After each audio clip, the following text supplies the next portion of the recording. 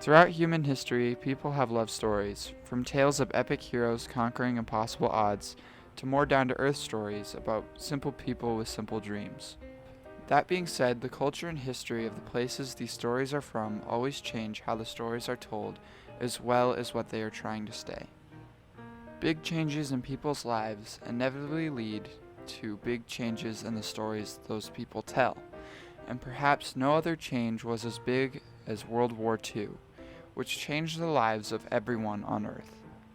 Not only did the war cause a rise in propaganda films, but it also created entirely new genres and inspired many people of the time to become great filmmakers and animators. The war also inspired current filmmakers to take up their proverbial pins in the name of their respective countries, creating films to gain the support of the peoples of those countries. Many of these people are responsible for modern media and are beloved by their respective audiences to this day. The years before World War II were tense. After coming out of World War I, the world was in an economic freefall, with the Great Depression causing the highest unemployment rates the world has ever seen, at nearly 25% at its peak.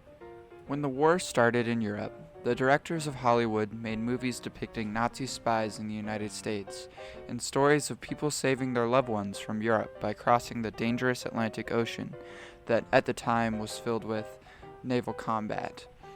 This caused a sense of fear to creep into the American people, and combined with the devastating attack at Pearl Harbor, caused the United States to join the war in 1941, just 2 years after the beginning of the war. This caused a dramatic change in the United States' entertainment industry.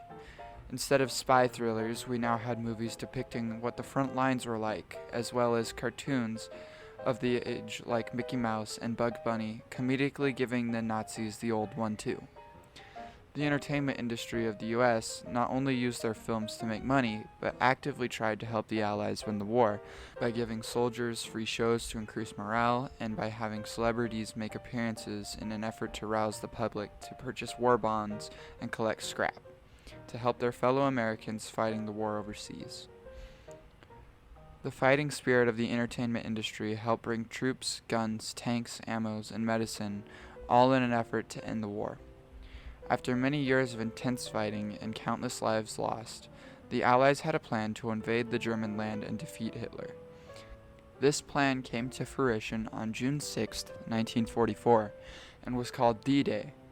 This historic moment would go on to be portrayed by many hundreds of actors retelling this moment for generations to come, with movies like Saving Private Ryan being regarded as one of the greatest films of all time by many.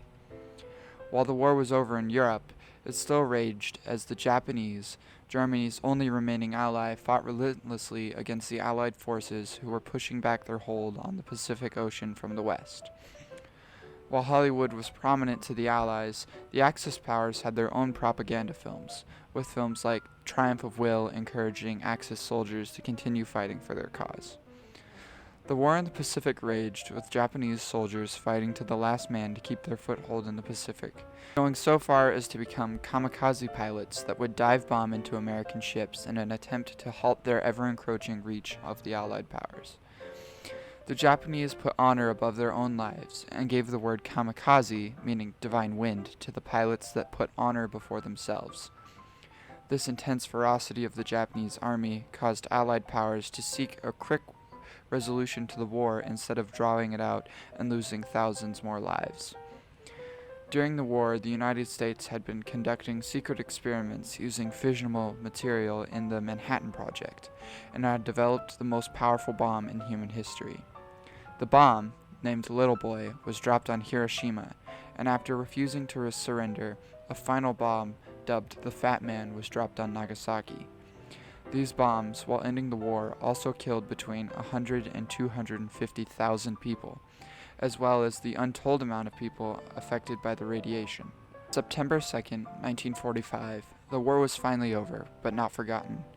Its legacy was so dramatic that even today, still countless of stories are told of bravery and the suffering that the war caused.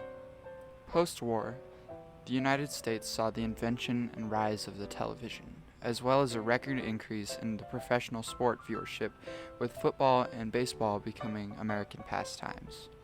Walt Disney, riding his popularity with Mickey Mouse, began making feature-length films, starting what would go on to become one of the largest entertainment companies in the world, with a legacy expanding over many generations. In the East, animators had taught the Japanese, who were now creating their own animations called anime. The war had inspired a young Hayao Miyazaki to become an entertainer, with war memories shaping his childhood and art. His movies feature planes influenced by his father's airplane manufactory and are praised by many, and now are considered masterpieces of animation. The atomic bombing also gave birth to an entirely new genre of film, featuring gigantic monsters doing battle in crowded cities. Godzilla, released in 1954, was the story of the dangers of radiation, with a lizard being mutated into a 160-foot tall, fire-breathing monster that wreaked havoc on Japan.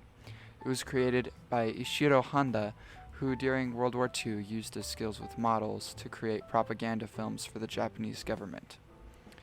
Many of these people would create successful companies in both the United States and around the world.